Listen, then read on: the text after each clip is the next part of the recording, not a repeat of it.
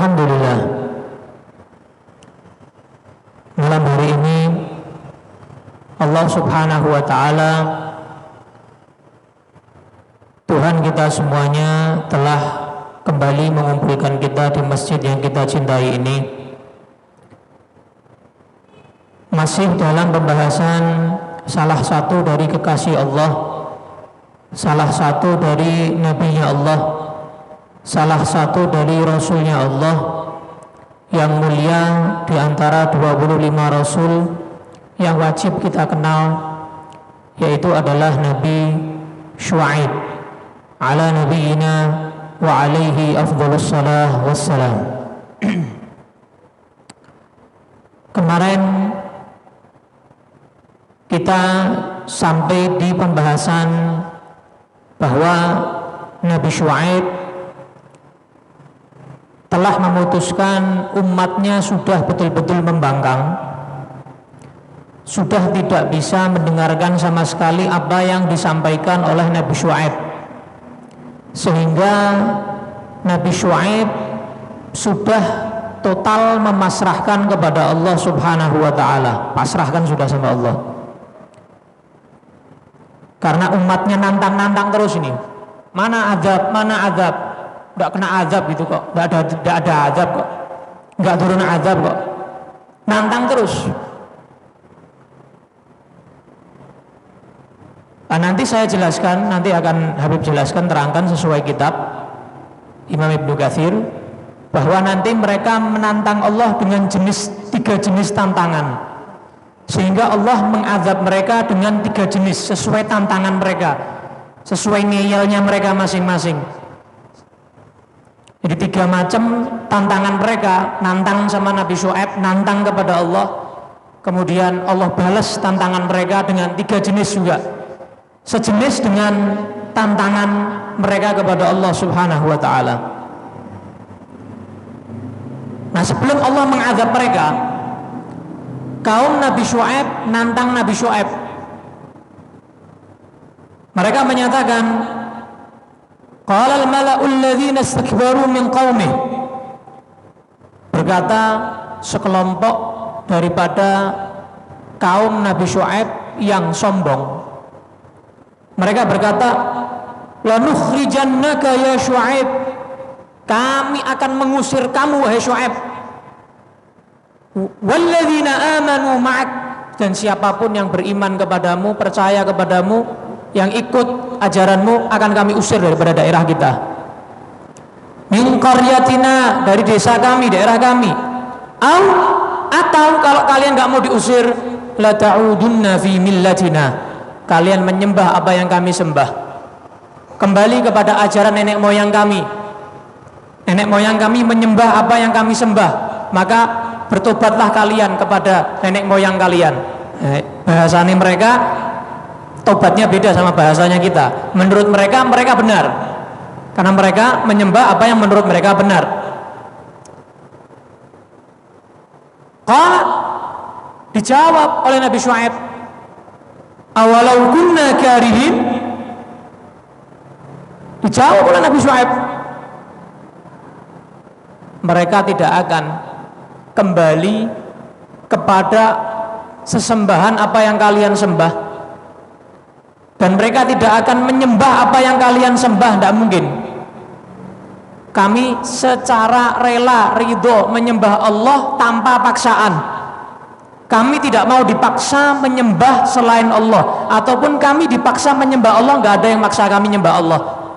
Kami rela, kami ridho dari keinginan kita sendiri untuk menyembah Allah Subhanahu wa Ta'ala. Nah, inilah hikmah. Jadi Allah Subhanahu wa Ta'ala gak mau memaksa hambanya. Walaupun Allah kalau seandainya maksa bisa. Allah maksa mereka misalnya didesek sama Allah supaya nyembah Allah, mampu, Allah maha mampu. Cuman kenapa kok Allah gak mau desek orang-orang tadi itu yang kafir, yang non muslim, untuk menjadi muslim? Kenapa gak didesek sama Allah Ta'ala? Bahkan ada di antara mereka yang dibiarin sama Allah, gak direken, dibiarin sama Allah. Kenapa?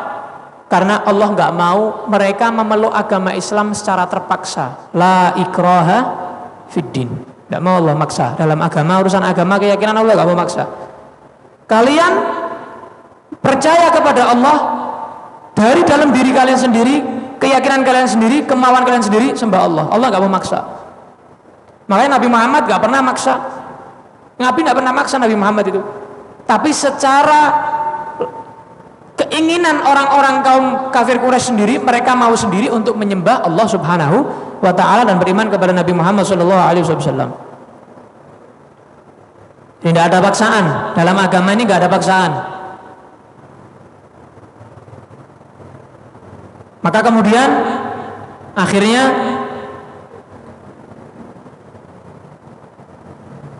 dijawab lagi oleh Nabi Syuaib,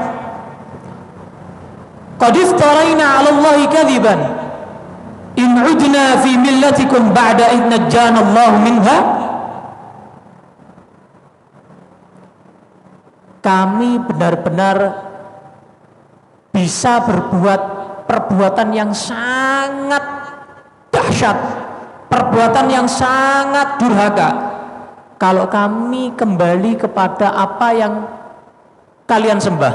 Kalau kami murtad daripada Allah Subhanahu wa ta'ala, itu perbuatan yang sangat bengis, perbuatan yang sangat dolim. Nggak mungkin kita kembali kepada apa yang kalian sembah.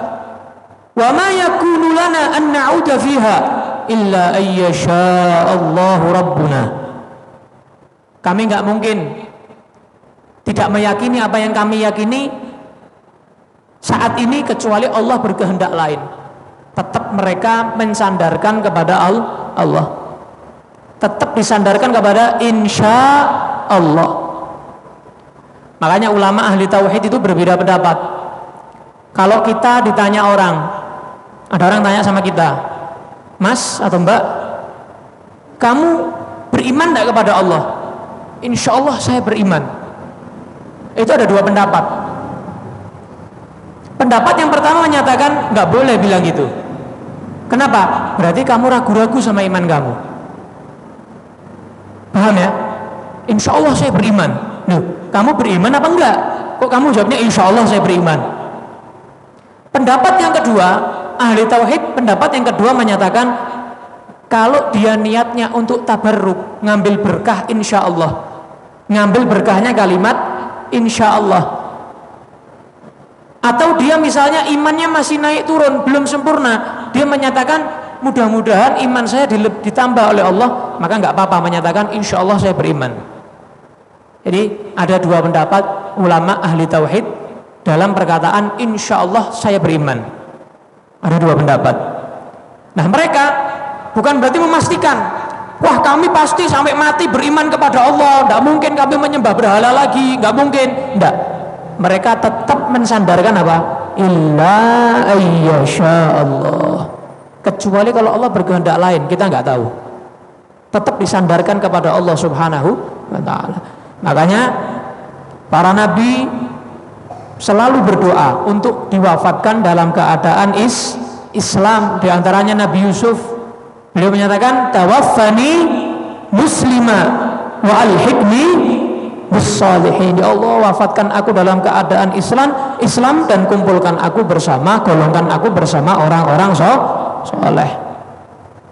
Bahkan mereka, para ulama, mereka menjelaskan kalau seandainya saya disuruh milih, saya meninggal ada di dalam kamar saya dalam keadaan tidak syahid,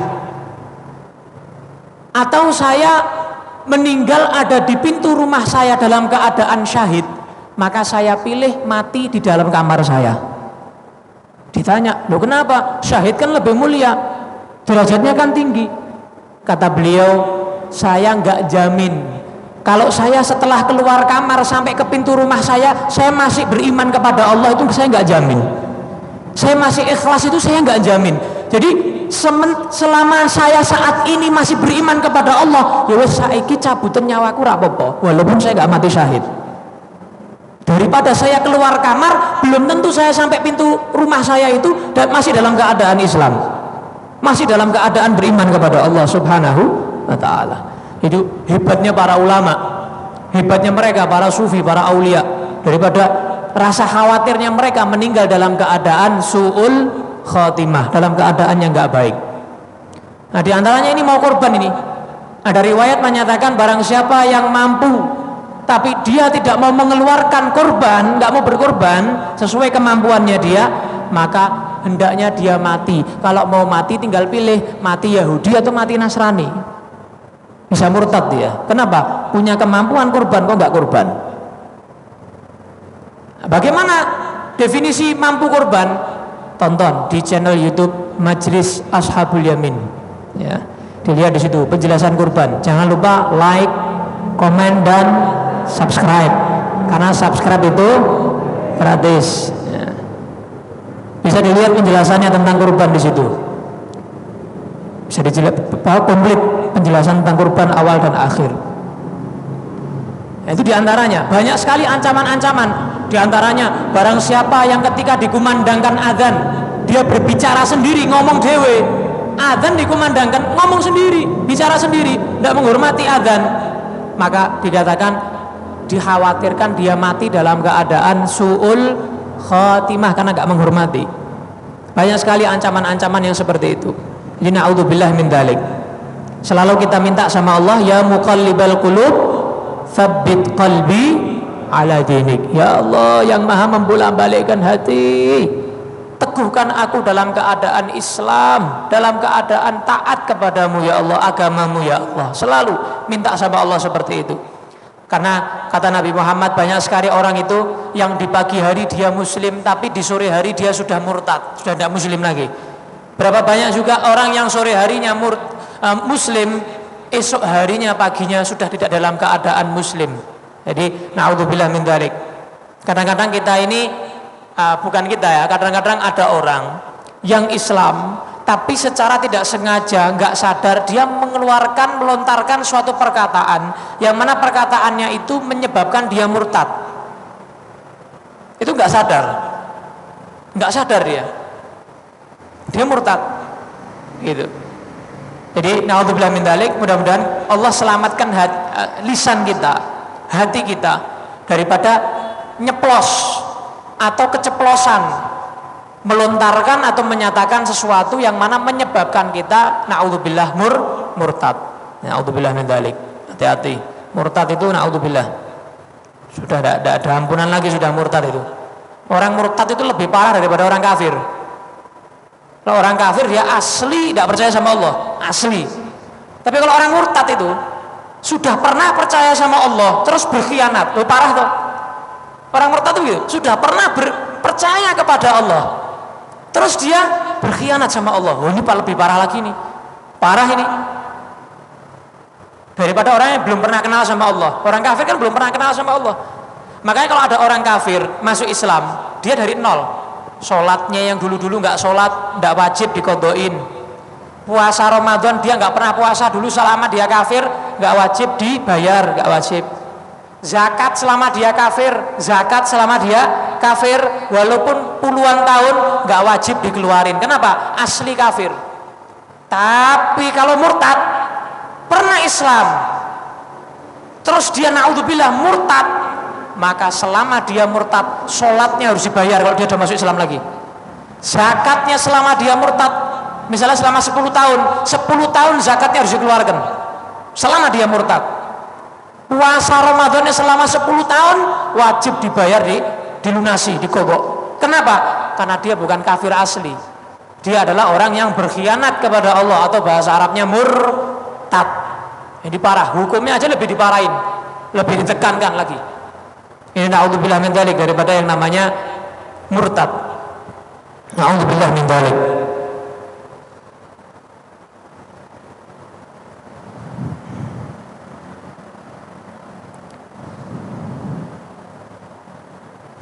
Kemudian mereka menyandarkan pengetahuan kepada Allah. Wasi'a rabbuna kulla syai'in ilma.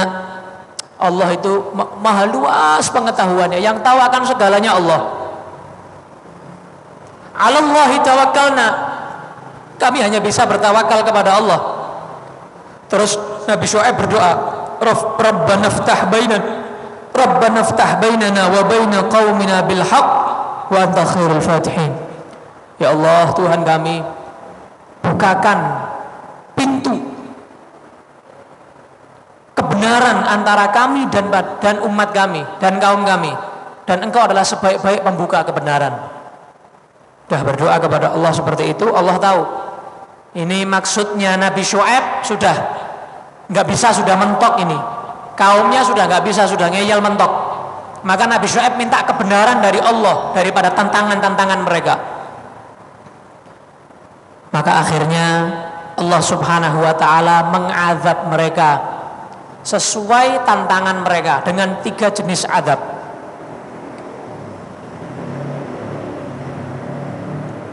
Azab yang pertama, ada 3 jenis ya. Azab yang pertama, Allah Subhanahu wa ta'ala menyatakan fa'akhadhathumur rajfatu fa'asbahu fi darihim jathimin.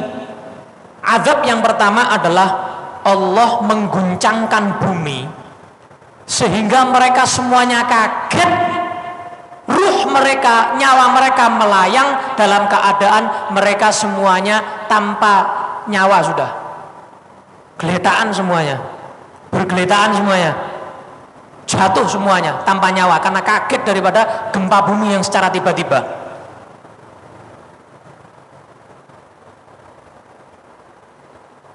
Kenapa Allah mengagetkan mereka, mengazab mereka dengan cara mengagetkan dengan gempa bumi ini?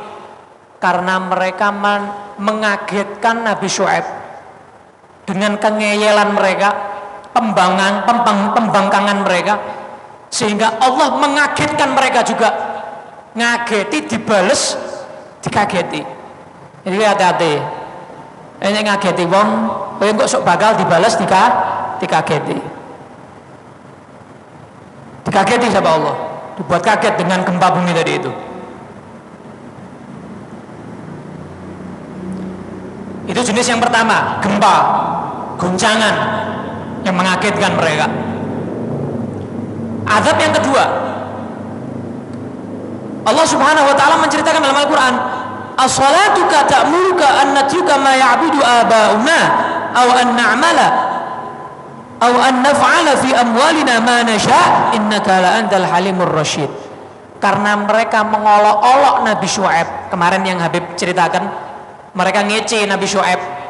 Kayak kemarin loh, orang bersalah, kesalahannya fatal, dikit kan, pancen awakmu cerdas, gitu kan. Padahal salah dia, dicerdas-cerdas kayak padahal salah padahal bodoh, cerdas, cerdas awakmu ini, gitu kan. Padahal ngece. Nah mereka mengejek Nabi Syuaib dengan yang kelihatannya pujian. Oh berani mengejek nabinya Allah, berani ngejek rasulnya Allah, utusannya Allah. Allah buat mereka azab yang mana setimpal dengan perbuatan mereka. Apa azabnya? Azabnya adalah teriakan daripada malaikat. Jadi teriakan mereka mengolok-ngolok Nabi Syuaib dibalas dengan teriakan malaikat. Sehingga kita aja dengar suara mic-nya nging, itu kita tutup telinga. Terganggu telinga kita, pendengaran kita. Bayangin ini yang bengak-bengok malaikat. Bayangin, yang bengak-bengok malaikat, yang ngangkat suara malaikat. Bayangkan kayak apa itu mereka itu, gemeternya, ketakutannya dengan teriakan malaikat tadi itu, azab Allah Subhanahu wa ta'ala.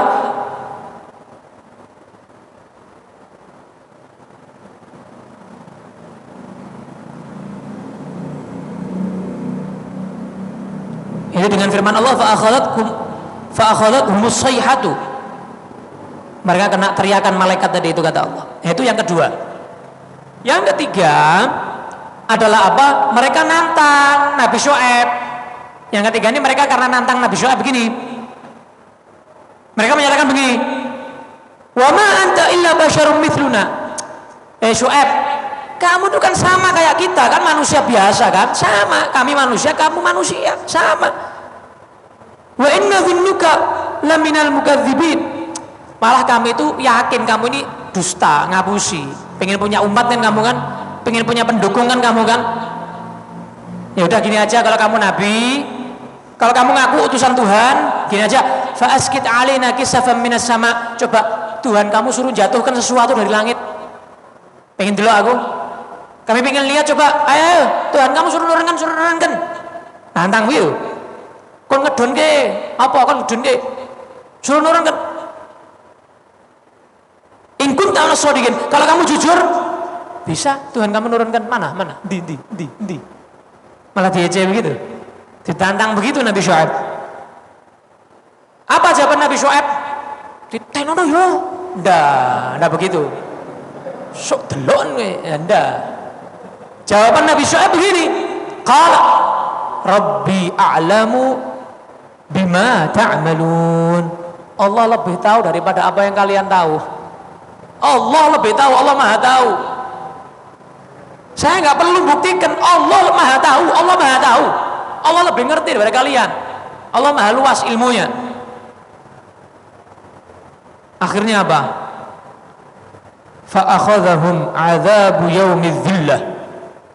Maka Allah mengazab mereka, dan bahkan Allah dalam Al-Qur'an menyebut hari itu hari awan hitam.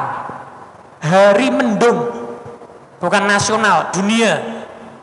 Misalkan ada hari kebangkitan nasional, hari apa nasional biasanya, kemerdekaan, hari apa lagi, pahlawan nasional gitu ya. Ini hari mendung internasional, disebut sama Allah Yaumidzillah, hari mendung internasional. Jadi semuanya yang enggak beriman kepada Nabi Syuaib, semuanya kehausan, mereka enggak dapat minum, mereka enggak ada hujan, sehingga karena mereka butuh yang namanya air dan air hujan, mereka akhirnya tertipu dengan awan itu. Awannya kayaknya mau hujan, awannya ini mendung. Mereka semua berkumpul, hujan. Kumpul jadi satu semuanya. Kumpul semuanya orang-orang yang nggak beriman kepada Nabi Syuaib jadi satu di bawah awannya. Langsung Allah turunkan di situ, naudzubillah, percikan-percikan api. Jadi saat itu 3 macam, 3 in 1. 3 macam, 3 in 1. Saat itu di bawah awan itu Allah buat guncangan, gempa, bersamaan dengan teriakan para malaikat, bersamaan dengan turunnya api-api yang membuat mereka semuanya hangus menjadi abu, berbarengan. Jadi mati ini bingung sampean, mati ini piye, bingung sampean, dengan 3 siksaan, naudzubillah, dengan 3 azab, naudzubillah min dzalik.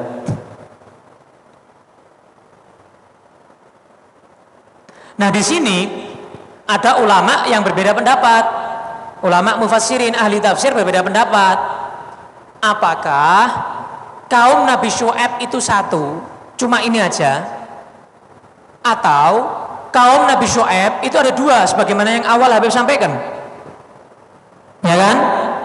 Awal kan Habib menyampaikan tidak ada seorang nabi pun yang diutus kepada 2 umat kecuali Nabi siapa?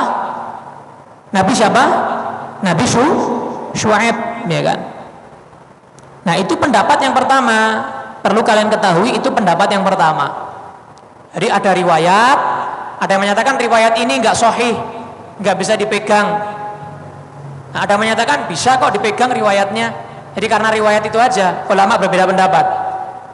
Pendapat yang pertama menyatakan tadi itu, karena ada riwayat menyatakan tidak ada seorang nabi pun yang diutus kepada 2 kaum kecuali hanya Nabi Syuaib. Yaitu kaum apa? Yang pertama Madian, yang kedua Aikah. Madian dan Aikah. Madian, Aikah. Ashabul Aikah. Madian dan apa? Aikah. Jadi ini pendapat yang pertama. Pendapat yang kedua menyatakan enggak. Aikah itu masuk ke Madian, sama-sama Madiannya gitu. Sama-sama Madiannya. Enggak beda itu Madian sama Aikah itu enggak beda, sama. Cuman Allah dalam satu kesempatan menyebut mereka Madian, dalam satu kesempatan menyebut mereka Aikah. Nah, kalau kita mengikuti pendapat yang kedua, yang mana menyatakan sama Madian dan Aikah, berarti tadi yang Habib jelaskan azabnya 3 in 1, nggak berbeda, sama. Tapi kalau kita mengikuti pendapat yang pertama, Madian dan Aikah itu berbeda, maka azabnya Madian itu 2, gempa dan teriakan. Tapi azabnya Aikah itu awan mendung tadi, beda. Jadi perbedaan pendapat ini ada lanjutannya. Lanjutannya apa? Jenis azabnya pun berbeda kalau kita mengikuti pendapat yang 2 kaum. Jadi kalau kita mengikuti pendapat yang Nabi Syuaib diutus kepada 2 kaum, Madian dan Aikah, berarti azabnya berbeda. Kalau Madian azabnya 2 in 1. Apa? Gempa dan teriakan malaikat. Aikah azabnya adalah mendung, awan mendung yang mengeluarkan api. Jadi dikeluarkan petir, guntur begitu ya, sehingga mereka kena percikan-percikan api, percikan-percikan petir tadi itu, sehingga mereka gosong. Itu azabnya Aikah menurut pendapat yang menyatakan kaum Nabi Syuaib ada 2, Madian dan Aikah. Berarti kalau kita ikut pendapat yang 2, kebangetan berarti ya, Madian sama Aikah, berarti tidak mengambil pelajaran daripada satunya. Tidak mengambil pelajaran daripada satunya. Kok bisa ping loro kena kabeh kan gitu. 2 kali kena semuanya dengan kesalahan yang sama, nabinya sama gitu. Nabinya sama, parah banget. Nah, kalau kita mengikuti pendapat yang 2, Madian dan Aikah, itu berarti menunjukkan bahwa Nabi Syuaib itu saudara, masih ada saudara, hubungan kerabat sama Madian. Karena dalam Al-Quran Allah menyatakan akhahum, saudara mereka Syuaib. Jadi Nabi Syuaib itu masih ada hubungan darah, saudara kerabat dengan kaum Madian. Masih ada hubungan kerabat. Masih ada hubungan kerabat sama kaum Madian tadi itu. Naam.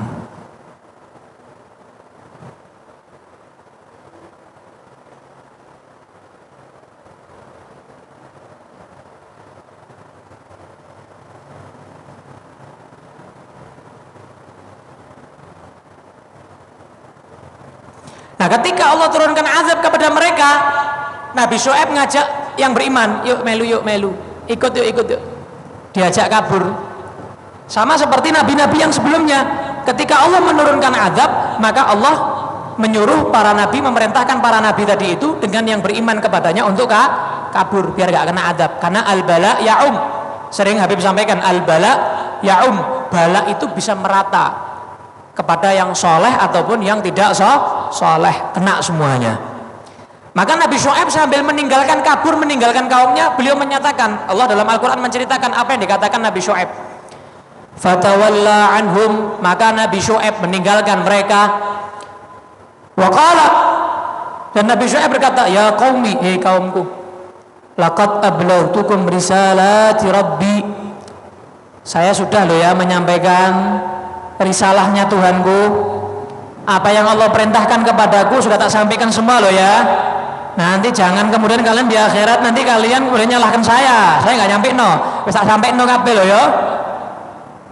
Wa nasahtu lakum, bahkan tak nasihatin kalian, saya sabar, sak mentok-mentoke, sak sabar-sabare. Fa kaifa asa ala qaumin kafirin, sekarang kalau kalian sudah mau diazab begini, bagaimana saya mau menyedihi kalian? Ya wis sak karep-karepmu, salamu dhewe. Saya nggak mau menyedihi kalian terus tak tangisi ngono kena azab. Saya sedih kalian diazab gitu, ora. PO. Artinya begitu kalau kita PO. Diazab sama Allah taala. Karena kita tidak boleh ridho dengan kekufuran. Haram hukumnya ridho dengan kekufuran. Orang yang meninggal kafir, ya Allah, masake. Ya Allah ya Rabbana, dia itu dulu baik, sering nyumbang masjid ya Allah, tapi kafir ya Allah. Nek bisa surga ya surga aja ya Allah. Ora iso. Malah kamu doakan gitu malah haram. Kowe sing dosa. Kamu yang dosa. Orang sudah meninggal kafir ya neraka, enggak bisa. Makanya ini Nabi Syuaib menyatakan apa? Saya nggak mau menyedih kalian kalau kalian meninggal dalam keadaan ini Allah menakdirkan kalian meninggal kafir. Terus saya mau sedih begitu? Udah. Ya wes kafir, meninggal. Allah sudah mentakdirkan kalian meninggal dalam keadaan kafir. Fa kaifa asa ala qaumin kafirin, kata Nabi Syuaib. Saya nggak mau menyedih kalian, meratapi kalian meninggalnya kalian. Walaupun umatnya yang mengikuti sedikit, nggak bisa. Jadi orang kafir didoakan nggak boleh. Misalnya datang melayat saudaranya, ada orang kafir meninggal, melayat, ya mudah-mudahan saudara kamu diampuni ya dosa-dosanya ya. Loh, jangan ngono, salah wae ngomongin ngono. Yang sabar ya. Matur suwun. Assalamualaikum. Assalamualaikum. Kafir ya. Ya. Yang sabar, turut berbelasungkawa, berduka cita sedalam-dalamnya. Wes cukup. Enggak perlu. Mudah-mudahan diampuni, ditempatkan di derajat yang tertinggi, derajat inti. Ya, mudah-mudahan dijadikan kuburannya raudhah min riyadil jannah. Lewong Islami kuburannya urung tentu raudhah min riyadil jannah, apa meneh kafir. Kan begitu. Nah, jadi jangan ngawur. Jangan Islam itu rahmatan lil alamin, ono nggone. Ada tempatnya. Sama seperti yang kemarin Habib jelaskan, ada seorang anak kamu, kowe sayang be anakmu, sayang cinta sama anak kamu ngelihat api menyala-nyala, mau mainan api, kira-kira orang tuanya kesian nanti nangis, biarkan aja, enggak, itu namanya menjerumuskan. Nah, Rasulullah dan Allah itu kadang melarang sesuatu, kenapa? Kasihan sama kita biar tidak terjerumus ke dalam api neraka. Ngono lho, Dron. Paham dong? Jelas dong? Mudah dong? Itu. Bukan kita nggak sayang, kita berharap orang-orang kafir sebelum meninggal beriman kepada Allah dapat hidayah. Tapi kalau sudah meninggal dalam keadaan tidak memeluk agama Islam, pasti neraka. Tapi kalau ada orang peminum berbuat maksiat, tukang berbuat maksiat, meninggal, nggak bisa kamu pastikan dia masuk neraka. Bisa aja Allah ngampuni dosanya dia masuk surga, nggak bisa. Atau orang kafir belum meninggal, kamu ini calon rokok, nggak bisa, nggak boleh. Ada tetangga kamu orang non muslim, kamu tanggaku ini calon rokok kabeh, nggak boleh. Kenapa? Belum meninggal, nggak boleh kamu menyatakan dia calon neraka, nggak boleh, belum meninggal kok. Kamu doakan dia mudah-mudahan lah tanggaku kabeh Islam kabeh, ya gitu. Dapat hidayah semualah, mudah-mudahan lah. Gitu. Doakan mereka dapat hidayah. Tapi yang Habib bahas tadi itu kalau sudah mati. Kalau sudah mati kafir, ya sudah neraka. Tidak bisa kamu menyatakan dia mungkin masuk surga. Tidak ada kemungkinan, sudah. Kafir ya kafir, neraka sudah tempatnya. Itu janjinya Allah dalam Al-Qur'an. Nah.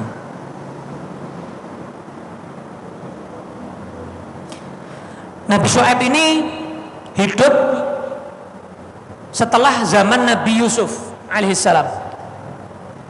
Ini dikatakan oleh Sayyidina Abdullah bin Abbas radhiyallahu anhuma, sahabat Nabi, sepupu Nabi, hidupnya setelah siapa? Nabi Yusuf alaihissalam, hidup setelah Nabi Yusuf alaihissalam.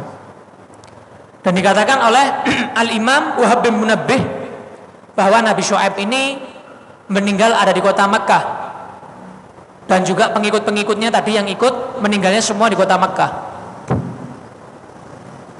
Nggak jauh daripada Masjidil Haram.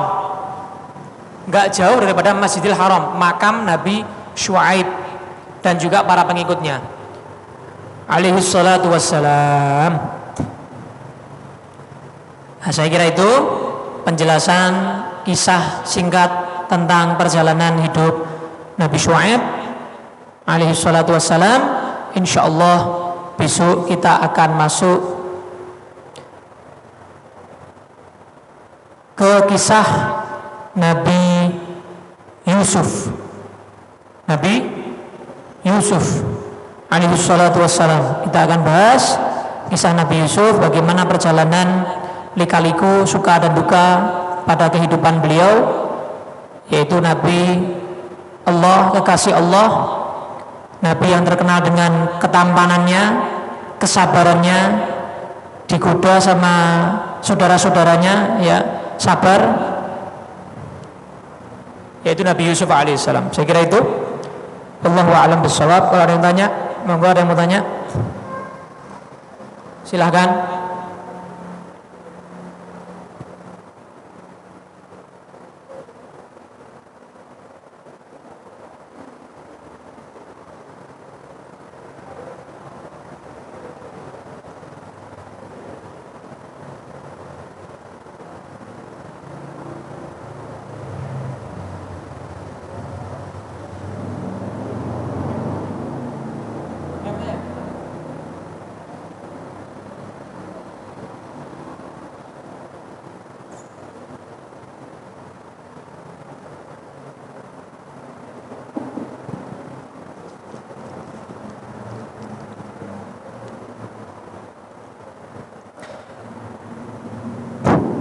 Bib, bagaimana caranya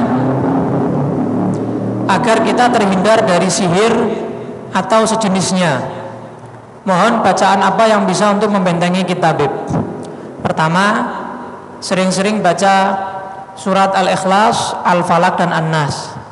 Makanya surat Al-Falaq dan An-Nas dinamakan Al-Mu'awwidhatain, dua surat yang bisa melindungi diri kita. Itu istilah untuk surat Al-Falaq dan An-Nas, Al-Mu'awwidhatain.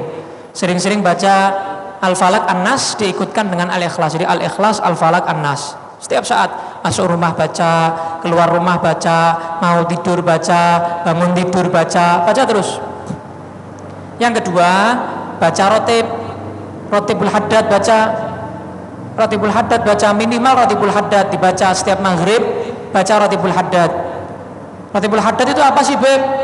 Nanti masuk ke grup Ashabul Yamin, yang laki-laki ada grupnya, yang perempuan ada grupnya Ashabul Yamin, bisa nanti di-share dari grup Ashabul Yamin. Nanti kalau tidak tahu grupnya, nomornya tanya sama tim IT. Jadi begitu caranya. Kemudian memperbanyak juga ayat kursi, karena ayat kursi itu menunjukkan keagungan Allah, bahwa Allah itu gak pernah tidur, gak pernah ngantuk. Allah bisa selalu melindungi kamu. Baca selalu ayat kursi. Kalau mau tidur, ya dianjurkan oleh para ulama, disebutkan oleh Kiai Nawawi Al-Bantani dalam kitabnya Kasyifatus Saja, bahwa kalau mau tidur kita baca Bismillahirrahmanirrahim 21 kali. Insya Allah ketika kita tidur nggak ada maling, nggak ada kebakaran, nggak ada perampokan, nggak ada mara bahaya, insya Allah nggak ada. Gempa bumi, longsor, insya Allah nggak ada. Sebelum tidur baca apa? Bismillahirrahmanirrahim 21 kali. Enteng, ringan. Tinggal wiling borak anu tok. Ya. Bismillahirrahmanirrahim 21 kali baca, itu penting. Mujarrab dari Kiai Nawawi Al-Bantani, sebetulnya dari ulama-ulama salaf. Kiai Nawawi menyebutkan dalam kitab Kasyifatus Saja. Yang kedua, apa hukumnya kita yang sudah berkeluarga numpang di rumah orang tua atau saudara di dalam Islam?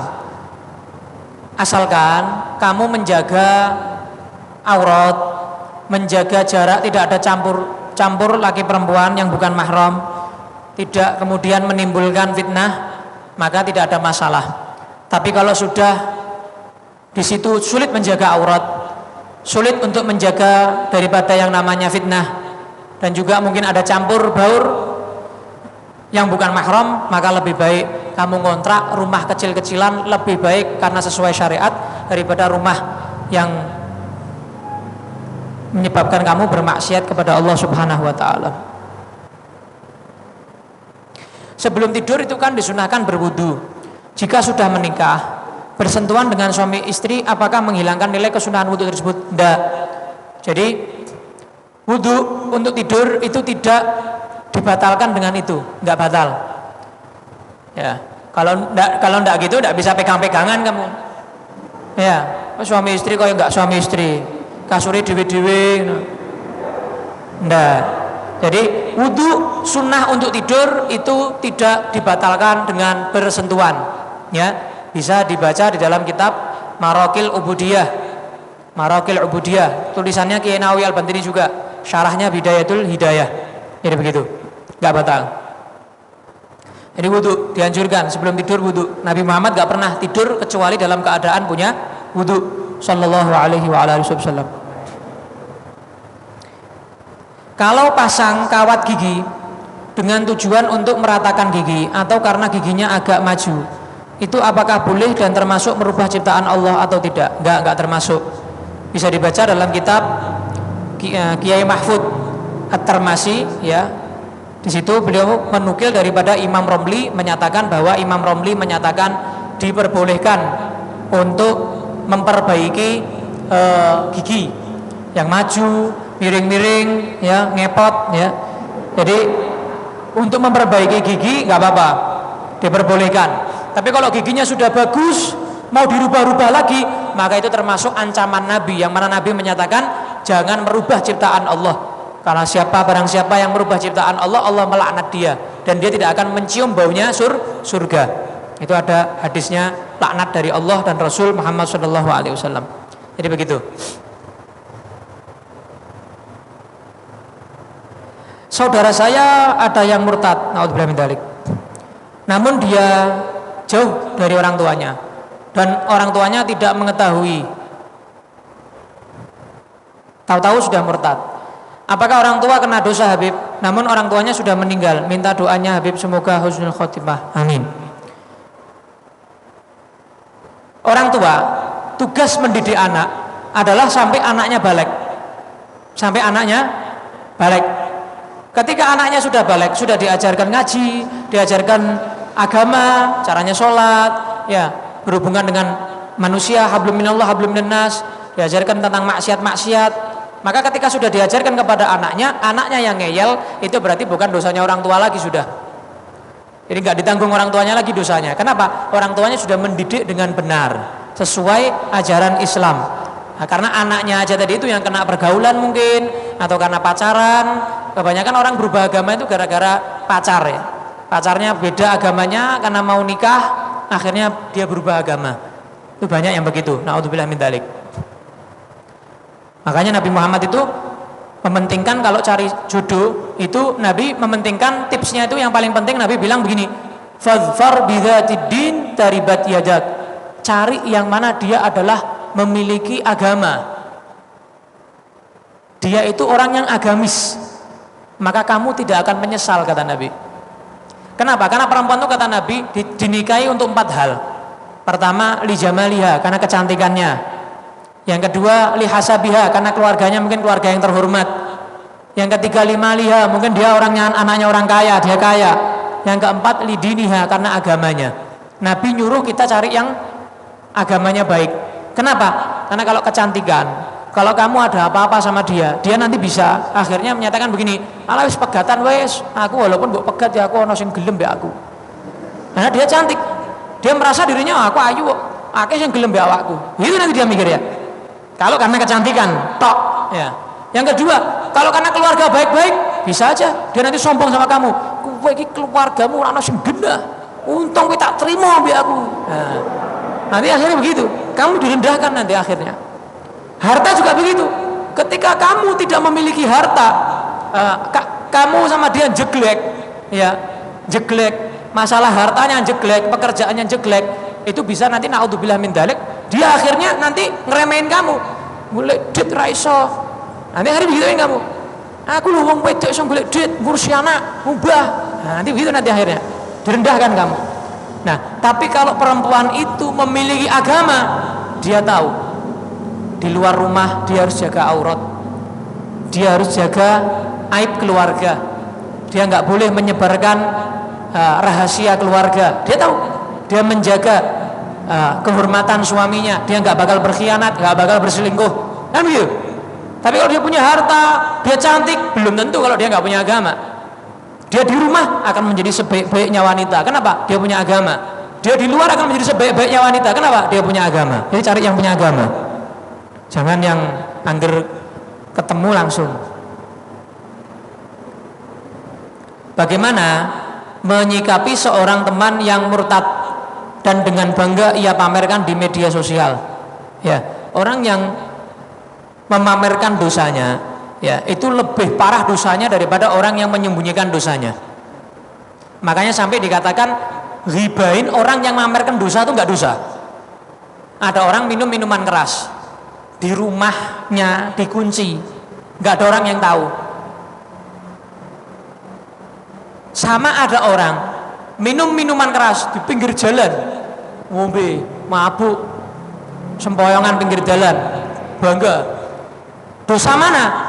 Dosa yang di pinggir jalan. Kenapa? Dia memamer-mamerkan dosa. Orang yang memamer-mamerkan dosa lebih parah dosanya daripada orang yang menyembunyikan dosanya. Ini bukan berarti yang menyembunyikan rak dosa, tetap dosa. Tapi parahan orang yang memamerkan dosanya. Makanya kalau seandainya ada orang menyatakan ngerasani orang yang maksiat memamerkan maksiatnya, enggak dosa. Cedak-cedak kuwi ini mabuk pinggir jalan kok. Enggak apa-apa. Tapi kalau kamu orangnya di dalam rumah, kamu rasani dia, hati-hati lo ya. Aku tahu kerungu dia ngombe. Aku pernah ngintip omahe dhek ngombe. Ini haram. Pertama, kamu memata-matai dosanya orang, itu haram, nggak boleh. Walaupun memang dia berbuat dosa, nggak boleh memata-matai.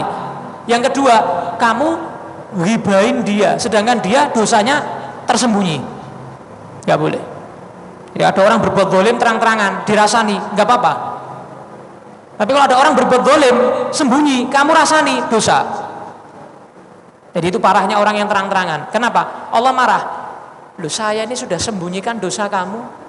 Wis tak rahasia no, mbok tampak no malahan, mbok ketok no, ora mbok regani aku. Ibaratnya begitu. Allah ini sudah berusaha, kamu nggak ada orang yang tahu, kamu tuh berbuat dosa. Kemudian akhirnya kamu tampakkan dosanya. Ya Allah, Allah merasa nggak dihargai. Allah marah, nggak menghargai Allah sama sekali.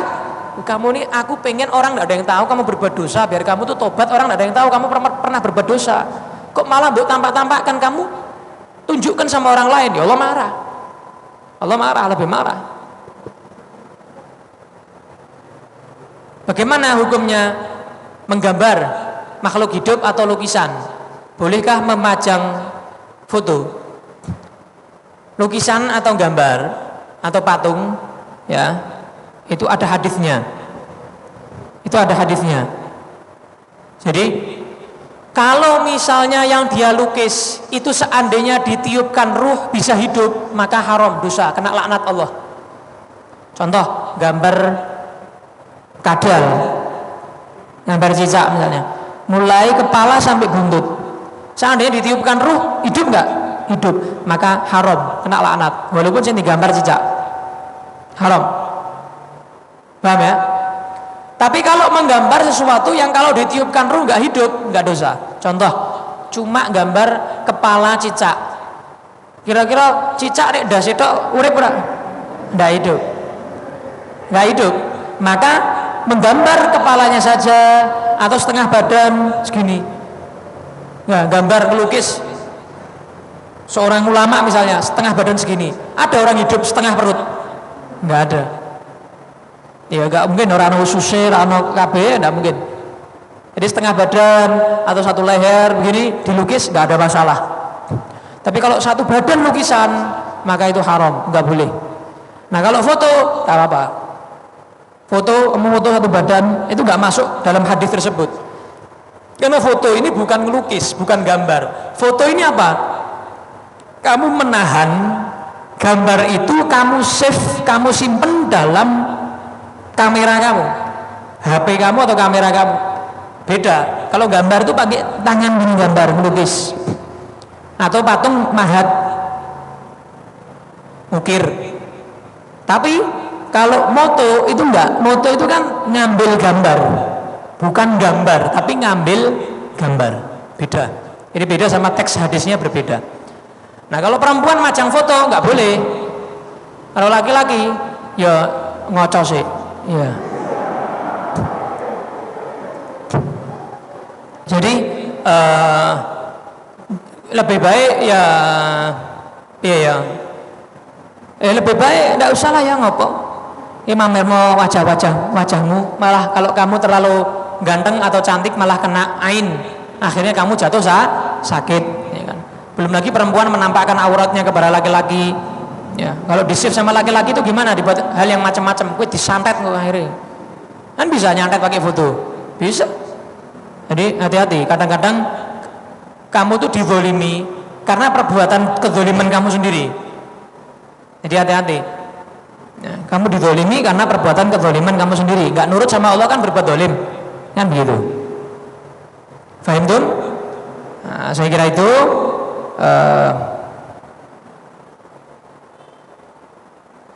itu pertemuan kita malam hari ini, mudah-mudahan bermanfaat bagi kita semuanya. Wassallallahu ala sayyidina Muhammadin wa ala alihi wa sahbihi wasallam. Alhamdulillahirabbil alamin.